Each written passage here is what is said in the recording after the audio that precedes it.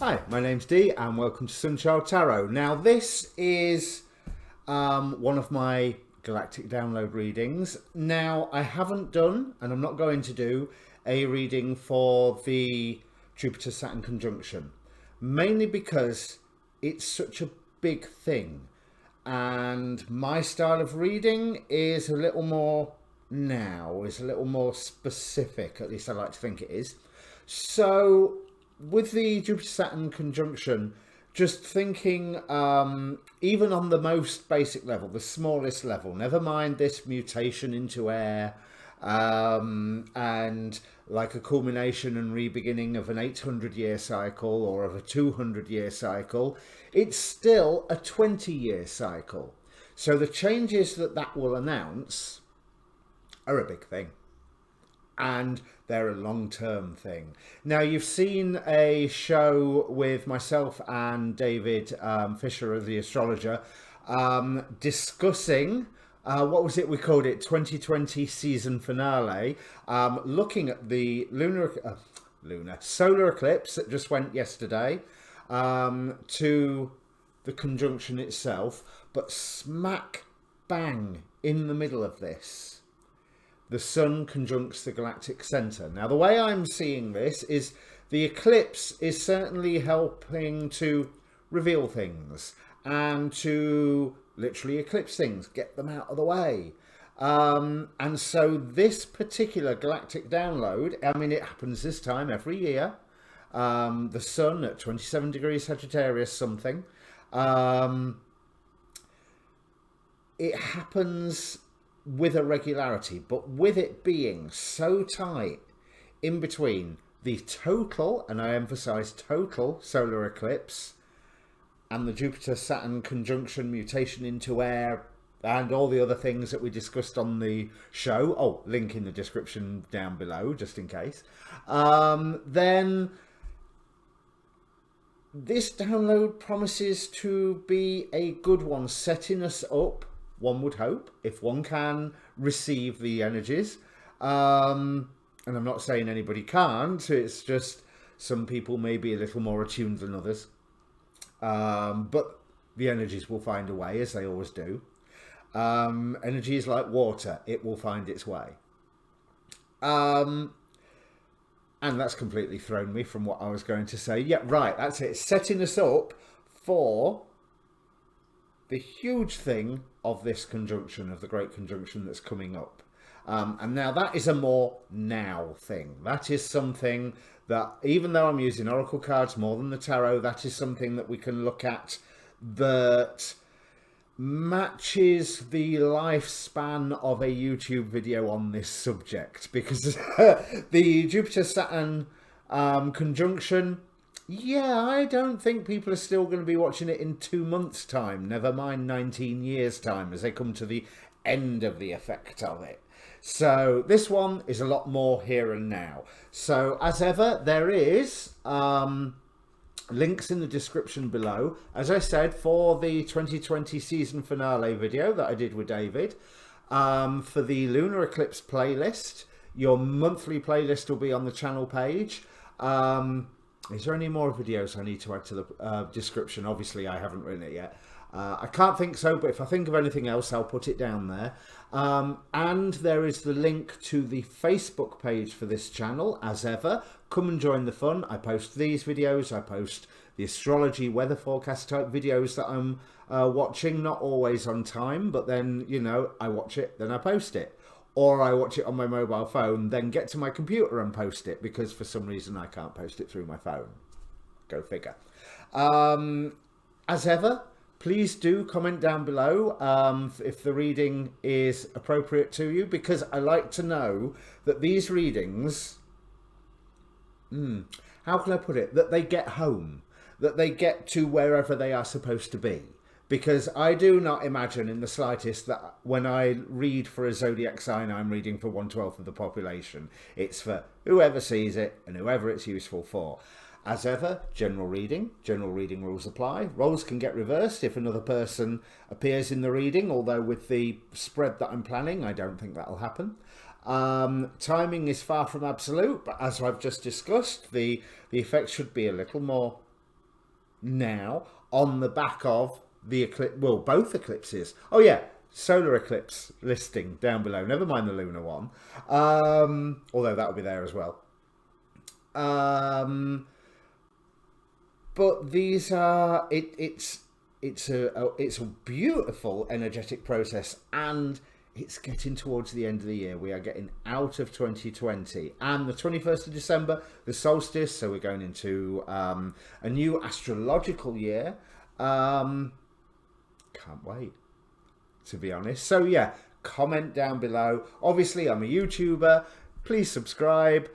Please like the video if you do like the video, and if you don't, tell me why. You know, put it in the comments. Be nice, obviously, because I will delete any nasty comments or spam comments, which I seem to get a lot of. So if you see any ones with like a time signature and going, oh, I really like you, or whatever it is that they're putting at the minute, then I haven't got around to deleting the spam yet, and YouTube hasn't caught it up. Right, so the reading is for the sign in the title. It's a bulk introduction. There will be a timestamp, as ever, in the description, so that you can watch your sun, your moon, and your rising. Probably not in that order. Sun, rising, moon, I would go. But with all this moon energy with the eclipses, the moon one is just, I think, just as important this time. Okay, let's bring up your cards. Okay, Virgo. So we start with the thunder moon and change. This is change that you have been bringing into being yourself, clarified with the Queen of Wands here. This is a change that you have been working towards. This is amplified by the fact that you're very close to achieving your goal with the gibbous moon card. But there is one final step for you to take, one final choice for you to take, and you have to decide if you are going to chase after that treasure or not. Now, if you are Virgo rising, this is occurring in your 4th house, so home. So that very inner core of you, that you feel that that's my roots, that's my foundation. And you are being told to chase after what it is that excites you, that attracts you, that gives you that yes feeling.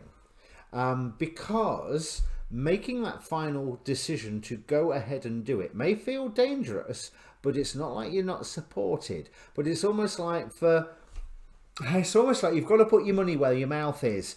You've been saying that you want this, or you've been telling yourself that you want this, so go after it. Go after it. Make the move. And to make that move, you have to be able to allow somebody else in. You have to be prepared for the fact that what you are creating is a blank slate. It may have, no, it may appear like it's a piece of paper with all these things written on it from the past. No, it's a new piece of paper. Those things from the past do not have to be written on it. This is a time of a blank slate. And I think with this Tower card here, which I feel incredibly good about, it's almost like there is stuff being shifted out of the way if you let it happen.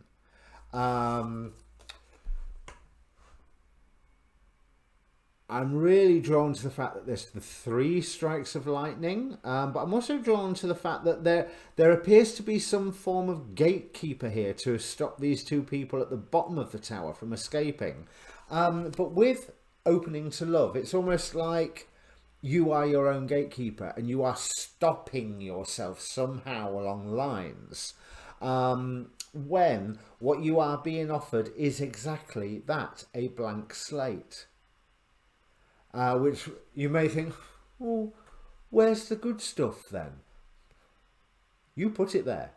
You put the good stuff on it. You have that freedom. You can put good stuff on it, or you can put bad stuff on it. But interestingly, it's this making a difference card that I really I feel like there's some action where you are able to make a difference for somebody else. But more importantly, by taking that action and by making a difference for somebody else, you are making a difference for you. And hopefully stopping yourself being your own gatekeeper. You need to open up to whether this is a friendship, whether this is a relationship, whether this is even a love for an activity. Say you've always dallied with archery. Well, it's an outdoor sport.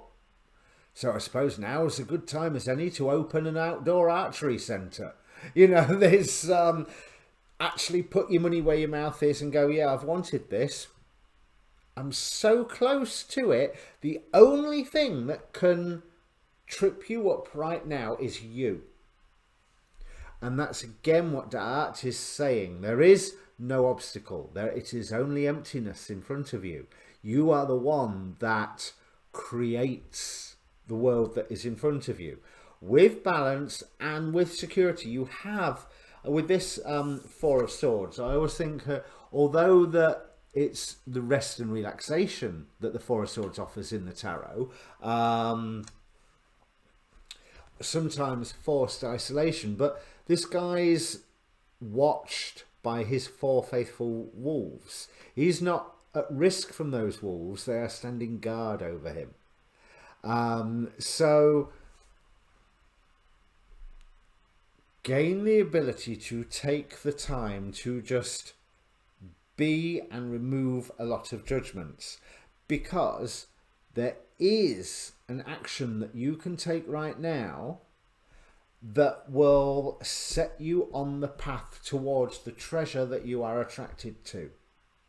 Whether that's a person, a profession, a new direction in life, whatever it is, or whether it's something to do with your home. Hey, it could even be, are you going to build that conservatory? You know, but allow yourself to really commit to what your goal is, because the only thing holding you back right now is you. That's nice. That really is nice, because with that Dragon's Lair, I mean, often you can call that a spider sense card, but that's not how I feel about it at all. It's almost like the dragon isn't a friend that I want to go and see. I'm going to the Dragon's Lair because I like them and I haven't seen them for a few centuries, and it will be really good to catch up. So that I don't feel any sort of negativity whatsoever. It's, oh yeah, they're different. They're very different from me, because hey, they're a dragon. But there's just such a draw to go to that lair and go, I like what you've done with the place. So you are definitely crafting your own future here if you allow yourself. You started this change into motion, or you can start this change into motion, but I think it's more past tense than present. You started this into motion. Time to really, really, really commit. Okay, if this means anything to you, Virgo, comment down below, and see you next reading. Cheers.